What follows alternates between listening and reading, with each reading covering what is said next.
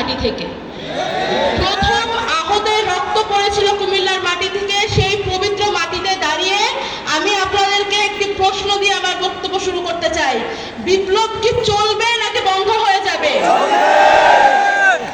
মেয়েরা কথা বললে শুনতে একটু অদ্ভুত লাগে, মেয়েদের কথা শুনতেও অদ্ভুত লাগে, কিন্তু আপনাদের এই মাটি থেকে এমন অসংখ্য কীর্তিমান সন্তান বের হয়েছে যারা দেশের নাম বিশ্বের বুকে উজ্জ্বল করেছে।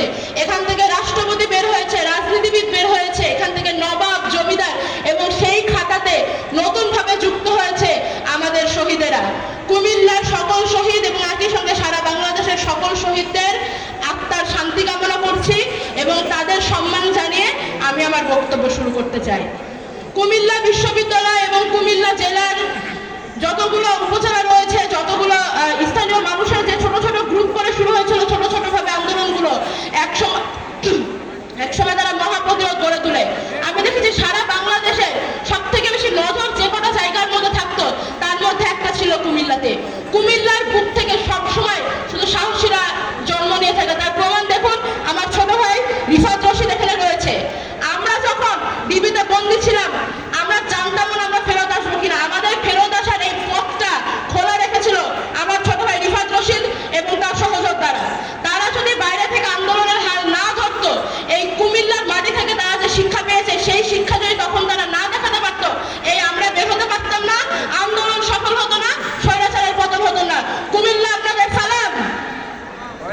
আপনাদের কুমিল্লাতে আমার অসংখ্য মানুষ রয়েছে যাদের দেখে আমরা প্রতিদিন অনুপ্রাণিত হই। সবার কথা আমি বলবো না। আমাকে যখন এখানে ডাকা হয় প্রথমে বলা হয়েছিল অগ্রসেনানী। কুমিল্লার আরো একজন অগ্রসেনানীর কথা একটুখানি আমি বলতে চাই। আপনাদের এখানে ছিল নবাব ফয়জুন্নেসা।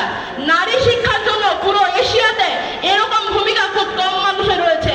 আপনাদের কাছে আমার অনুরোধ থাকবে, আপনারা দেশের উন্নয়ন যদি করতে চান এলাকার উন্নয়ন দিয়ে আগান। এইখানে এত মানুষকে দেখতে পাচ্ছি, এই ঐক্য দেখে বিশ্বাস করে আমার চোখে পানি চলে আসছে। যেখানে পতিত সরকারের প্রেতাত্মারা ক্রমাগত ষড়যন্ত্রের চেষ্টা করে যাচ্ছে, সেটা কুমিল্লা দেখিয়ে দিল ঐক্য কাকে বলে।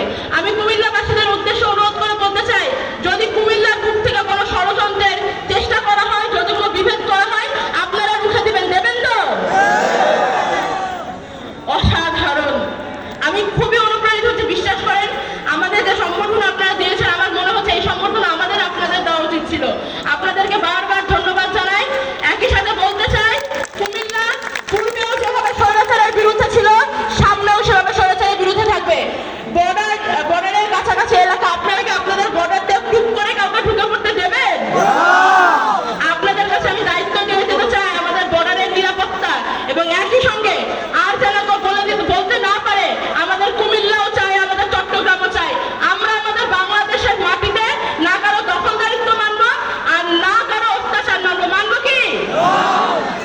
কুমিল্লাবাসীকে অন্তরের অন্তঃস্থল থেকে ধন্যবাদ জানাই। আপনাদের এলাকার সার্বিক কল্যাণ কামনা করি। আপনাদের এলাকায় এর আগেও নারী শিক্ষা, নারী উন্নয়ন এবং একই সাথে অন্যান্য যে কোনো ধরনের সমাজকর্ম অনেক এগিয়ে ছিল। সামনের দিনেও কুমিল্লা এরকম ভাবে এগিয়ে থাকবে।